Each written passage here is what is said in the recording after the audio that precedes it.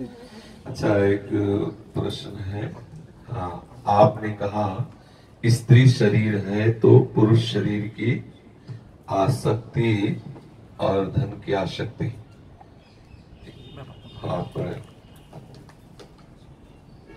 आपने कहा स्त्री शरीर है तो पुरुष शरीर की आसक्ति और धन की आसक्ति, और पुरुष शरीर है तो धन की आसक्ति। हाँ। और स्त्री शरीर की आसक्ति। तो स्त्री शरीर की आसक्ति को कैसे समूल नष्ट करें? मैं विवाह नहीं करना चाहता हूं पर मुझे स्त्री आसक्ति होती है, सबको होती है। मना कष्टान इंद्रियाणि प्रकृति स्थान कर्षति। प्रकृति का आकर्षण सबके हृदय में होता है। इसी आकर्षण को मिटाने के लिए साधना की जाती है। यदि हम भगवत नाम जप करने वाले संतों का संग करें और नाम जप करते हुए पूर्ण प्रभु के आश्रित अंदर से हो जाए, प्रभु जिसमें हमारा मंगल हो आप वो करना। पहली बात तो ये होनी चाहिए। यदि आपको गृहस्थाश्रम से ले जाकर के और अपने चरणों में लाना है तो मैं आपके चरणों में समर्पित हूँ, और यदि विरक्त बनाना है तो अंदर की आसक्ति भले जलाती रहे लेकिन नाथ हमारे द्वारा कोई गलत आचरण न बने। प्रभु से प्रार्थना करते रहना चाहिए। सीन की चाप सके को दासु बड़ रखवार रमापति दासु। जिसके भगवान रखवाले हैं उसे कोई परास्त नहीं कर सकता। आसक्ति सबके हृदय, जितने संत महात्मा सबको पूछ लो, जितने बड़े बड़े महात्मा हुए या तो भगवान और या तो भगवत स्वरूप आचार्य से जितने संत हुए उसी आसक्ति को मिटाते हुए वहां पहुंचे।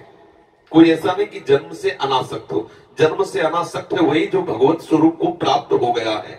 अब वो कारक पुरुष अवतार लिया है कार्य करने के लिए, इसलिए अनासक्त रहे। बगैर प्रत्येक साधक इसी आसक्ति से ही आगे बढ़ता है। कोई ऐसा नहीं है जिसके हृदय में काम वेदना न हो, कोई ऐसा नहीं है जिसको शरीर की परस्पर आसक्ति न हो, पर इसी आसक्ति को मिटा देना हमारी साधना है। हम अंदर से जो आसक्ति रहती है वो बाहर चेष्टा कराने की अंदर प्रबल प्रेरणा करती है।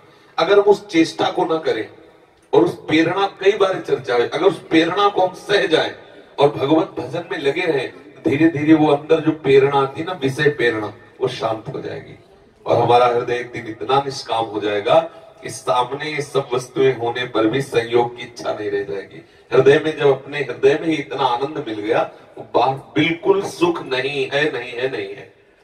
जो भ्रमित होकर उस सुख की खोज में कर रहे हैं वो सब परेशान हैं। जो सच्चिदानंद सुख में निमग्न है उनके हृदय से पूछो, सुख नहीं है, कहीं भी नहीं है। अगर होता तो जिस स्त्री को आप सुंदर देख रहे हो उसी का पति किसी और स्त्री की तरफ देख रहा है।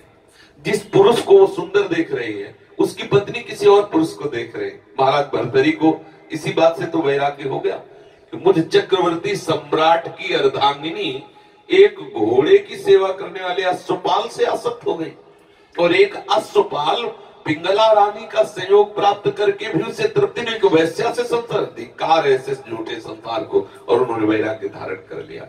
क्योंकि अगर वहां रस हो तो मिले, कहीं है ही नहीं, केवल एक भ्रम। संतों ने अपने भाव में, गोस्वामी तुलसीदास जी ने विभिन्न पत्रिका जी में लिखा हुआ है, उसका भाव ये कि जैसे मूर्ख कुत्ता सूखी हड्डी को लेकर भागता है, सोचता है इसमें बड़ा सुख है, और जब वो चबाता है सूखी हड्डी को तो उसके गलफरों से खून निकलता है, और जब वो हड्डी में देखता है तो उसको एक सुख की अनुभूति होती है, जबकि है नहीं, केवल वो मूर्खता से ऐसा समझ रहा है। ऐसे ही हम अपनी एकाग्रता, जो हमारी एकाग्रता है, हम जहां आरोपित कर देते वही हमें सुख मिलने लगता है। जहां भी आरोपित कर दो और वहां सुख है नहीं, भ्रम से सुख का अनुभव होने, जैसे उसमें हड्डी में है नहीं लेकिन भ्रम से अनुभव करने लगा, ऐसे ही हम भ्रम से अनुभव कर रहे हैं कि इस शरीर में सुख होगा, इस शरीर, अगर पुरुष शरीर में सुख होता तो कोई तो आज तक बोलता। इतिहास साक्षी, भागवत आप पढ़ के देखो, महाराज ययाति ने अपने पुत्र की अवस्था का भोग किया, लेकिन नहीं। महाराज पुरुरवा उर्वशी अप्सरा स्वर्ग की परिणाम उन्होंने देखो, पुरुरवा का वैराग्य पढ़ के देखो, कहीं सुख नहीं है। ये जो सुख बुद्धि है ये फंसाती है, और ये बुद्धि ठीक करते ठाकुर जी।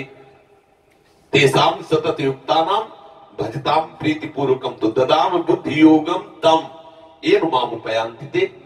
जो मेरा सतत भजन करता है तो मैं उसकी बुद्धि को अपने से योग करा देता हूं। अभी हमारी बुद्धि कृष्ण वियोगी है और संसार से योग किए हुए, इसलिए संसार में सुख लग रहा है नहीं, सुख पक्का नहीं है। कहीं भी किसी से ईमानदारी से अगर पूछवा लो, थोड़ा भी भजन करता होगा तो, भजन नहीं करता तब तो फिर नाली का कीड़ा नाली में ही सुख मांगता है। उसको कैसे बताया जाए कि अमृत की भी कोई एक कुंड है, अमृत की भी एक कोई स्वादमयी वृत्ति है, वो क्या जाने नाली का कीड़ा, विष्ठा का कीड़ा क्या जाने कि अमृत कुंड कैसा होता है। ऐसे सच्चिदानंद प्रभु के नाम रूप लीला का क्या सुख है, वो विषयी जीव क्या जाने। थोड़ा भी भजन अगर करेगा तो उसको पश्चाताप होगा, क्लेश होगा, अशांति होगी, लगेगा मैंने ऐसा क्यों किया, क्योंकि सुख है नहीं। वो सच्चिदानंद प्रभु की एकाग्रता को भंग होने के बाद इतना क्लेश अंदर, लेकिन जो विषयी जीव उनको गर्व होता है कि मैंने ऐसा। भगवत आश्रित होकर के साधु समागम करते हुए आए हुए हृदय के आकर्षण और वेग को सह जाए और संयोग न बनने दे, तो कुछ ही वर्षों में वो इंद्री विजयी हो जाएगा। कुछ ही वर्षों में उसके अंदर ऐसा धैर्य आ जाएगा कि जैसे आपके बड़ी मेहनत से आपने 1 लाख रुपए जमा किए, अब कोई 1 लाख चुराना चाहे तो आप दे दोगे कैसे? आपने 10 वर्ष से वो चल चल के ब्रह्मचर्य रहे, 10 वर्ष से, अब कोई आके आपको ब्रह्मचर्य से पतित करना चाहे तो आपको आग लग जाएगी अपने मन अपने तन में, सामने में, कि अरे मैं कैसे ऐसा कर सकता हूं। पता है कितना जलना पड़ता है, ये वही जानता है जो साधक इस मार्ग में चलता है। ये सब जब जैसा भाव आया वैसा पा लिया, वैसा खेल लिया, तो क्या जानो तो परमार्थ किसे कहते हैं। लोग समझते हैं बाबा जी ऐसे, परमार्थ किसे कहते हैं? आग की ज्वाला से चलना, हर समय चित्त चलता रहता है उसका, जो विषय आकर्षण होता है और माया विषय संयोग देती कि लो तुम चाहे अनुभव, क्योंकि अंदर की बात जान रहे हैं, क्योंकि उसी के यंत्र सब है, दूत तो उसी के है ना। अंतःकरण में मैं और मोर तोड़ते माया सब उसी का राज्य है, मन बुद्धि चित्त अहंकार सब प्राकृतिक ही है, उसी के दूत। उसको पता है इस समय साधक क्या चाह रहा है, सामने उपस्थित कर दिया, लो बिना किसी बाधा के से स्वीकार करो। अब अगर वो आकर्षण उसको खाए जा रहा है और अंदर से उसे कहीं ना कहीं लालसा है कि मुझे प्रभु चाहिए, अब इस स्थिति की जलन को वही समझ सकता है जो साधक है, दूसरा नहीं समझ सकता। उस समय उसको जो भयंकर वेदना होती है, वही वेदना अनंत जन्मों के जो पाप है, दुष्कर्म किए हैं, उन सबका नाश करके हृदय को पवित्र कर देती है और भगवत प्राप्ति के योग्य हो जाता है। ये सहना बहुत कठिन है। अच्छा, हम 10 वर्ष से एकांत गुफा में हैं जहां समाज में कोई नहीं आता जाता, हम किसी तरह उधर पोषण करके ठीक रह गए। अब कभी ना कभी तो समाज में जाना पड़ेगा। अब वो समाज में गया और समाज में वो विषय जिससे 10 साल वो लड़ता रहा है, माया सब फेंक देगी एकदम फ्री, बिना बाधा के। ये सब लोग, अगर वो साधक भगवत प्राप्ति लक्ष्य वाला नहीं तो 10 वर्ष रहने के बाद वो सब का सब अंदर का जितना वो इस छोटी छोटी चिंगारियां थी, वो सब ज्वाला रूप बन के उसे भ्रष्ट कर देती है। तभी होता है कि यार पहले तो ऐसे नहीं थे, अब ऐसे कर। वो अंदर थी चिंगारियां, जब तक भगवत साक्षात्कार नहीं होता तब तक वो बिंदु रूप से रहती है, संयोग प्राप्त होती है, समुद्र रूप हो जाती है। एक महात्मा भिक्षा मांगने जाते थे तो एक वैश्या का घर था। जब वो वहां के सामने से निकलते तो बोलती, बाबा जी तुम्हारी दाढ़ी अच्छी कि हमारे बकरे की अच्छी? विनोद करते, चुप रहते। एक दिन उनको सन्निपात हुआ, लगा कि शरीर छूटेगा, उनका उस वैश्या को बुलाया और बोले, बेटा मेरी दाढ़ी पवित्र है। तो उनका, महाराज ये तुम विनोद में कहती थी, आज आपने कैसे बता दिया, आज क्यों, पहले क्यों नहीं कहा? बोले बेटा भरोसा नहीं था, आज मैं भगवत धाम को जा रहा हूं और पूरा जीवन पवित्र रहा, इसलिए मैं कहता हूं मेरी दाढ़ी पवित्र है। अर्थात मरते दम तक हमें सावधानी रखनी है, कहीं चूक नहीं कर देनी, नहीं तो कब कहां कैसे हम पतित हो जाए पता नहीं। इसलिए ये पूरे जीवन का युद्ध है। प्रभु से प्रार्थना करें, यदि स्त्री आसक्ति हो कि नाथ आप देख लो, यदि आप मुझ में ऐसी सामर्थ्य देख रहे हो इस मार्ग में चल पाऊंगा तो विरक्त बनाए, नहीं तो गृहस्थ मार्ग से होती। बहुत बढ़िया है, किले की लड़ाई बहुत सुरक्षित लड़ाई होती है। गृहस्थी से भगवत प्राप्ति किले की लड़ाई है। वहां काम क्रोध लोभ मोह मद मत्सर अगर आक्रमण करेंगे तो आप किले के अंदर सुरक्षित है, धर्म में है, आप पतित नहीं होंगे। मान लो एक पत्नी व्रत है, आप धर्म पूर्वक गृहस्थी का पालन करते, अतिथि साधु महात्माओं की सेवा करते, नाम जप करते, ग्रंथों का स्वाध्याय करते, पवित्र आचरण, तो आप महात्मा हैं। आप वहां से धीरे धीरे निवृत्ति मार्ग में आ जाएंगे।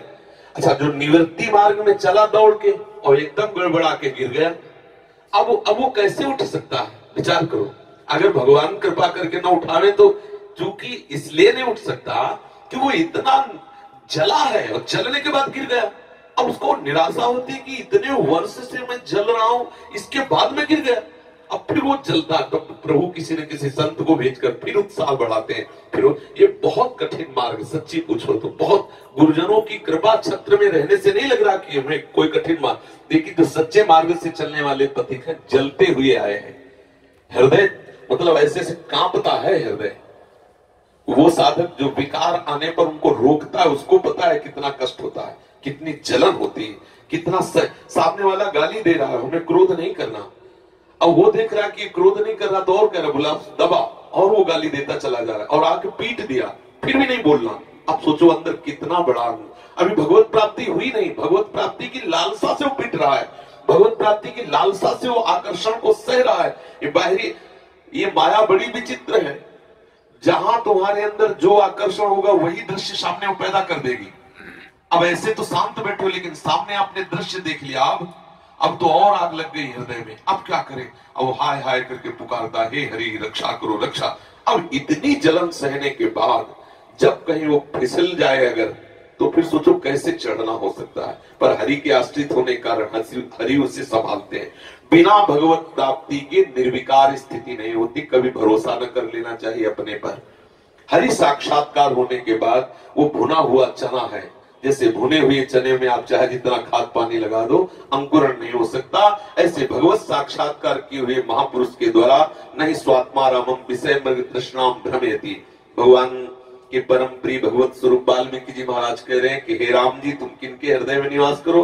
बोले काम क्रोध मद मान न मोहा, लोभ न क्षोभ राग नहीं द्रोहा, जिनके कपट दंभ नहीं माया, तिनके हृदय बसहु रघुराया।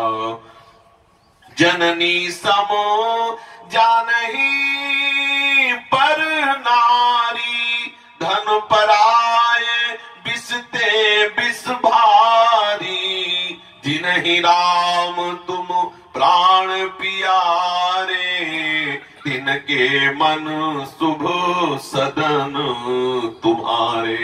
जहां काम नहीं, क्रोध नहीं, मोह नहीं, मद नहीं। ये गीता जी का 15वें अध्याय का श्लोक, निर्माण मोहा जित संग दोषा, अध्यात्म नित्या विनिवृत्त कामा, द्वंद्व विमुक्ता सुख दुख संग। ये स्थिति है भगवत प्राप्ति की। किसी चूक में तो अजामिल जी भ्रष्ट हो गए, गए जंगल में एक दृश्य देखा, भ्रष्ट हो। इसी चूक ने सौभरी महात्मा को 50 ब्याह करने के लिए विवश कर दिया। ये छोटी छोटी जो शास्त्र हर बात का निर्णय करता है। कहीं भी कोई भी मैथुन धर्म से युक्त जीव हो, उससे दृष्टि से साधक अगर भूल से चली गई, दोबारा नहीं देखना चाहिए। शास्त्रकार अगर देखते हो तो आप भ्रष्ट हो जाओगे, आपका मन मलिन हो जाएगा, आपका मन संयोग सुख के लिए लालायित हो जाएगा और भ्रष्ट हो जाएगा। है कहीं कुछ सुख नहीं, केवल आकर्षण का सुख है। हरि गुरु चरणों का आश्रय लेकर उनके ऊपर समर्पित हो जाओ, सब ठीक हो जाएगा। अपने लोगों ने जीवन में ही देखा है प्रभु कैसे बचाते हैं, प्रभु कैसे हमें पुष्ट करते हैं, प्रभु कैसे हमें मार्ग में बढ़ाते हैं। वही बचाते हैं, वही पुष्ट करते हैं, वही बढ़ाते हैं। अगर वो ना बढ़ावे तो ऐसी फिसलन है कि बड़े बड़े फिसल जाते हैं, 1 मिनट में फिसल जाते हैं। शिव विरंचिका मोह को है बपुरान, ज्ञाने नाम चेतान से देवी भगवती हिसाब बलादा कृष्ण मोहाय महामाया प्रेक्षति। बड़े बड़े ज्ञानियों के चित्त को बलात् आकर्षित कर ले, उसे भगवान की माया कर। दैवी हिसा गुणमयी मम माया दुरंत्या, मामे वे प्रपद्यन्ते माया में ताम तरन्ते।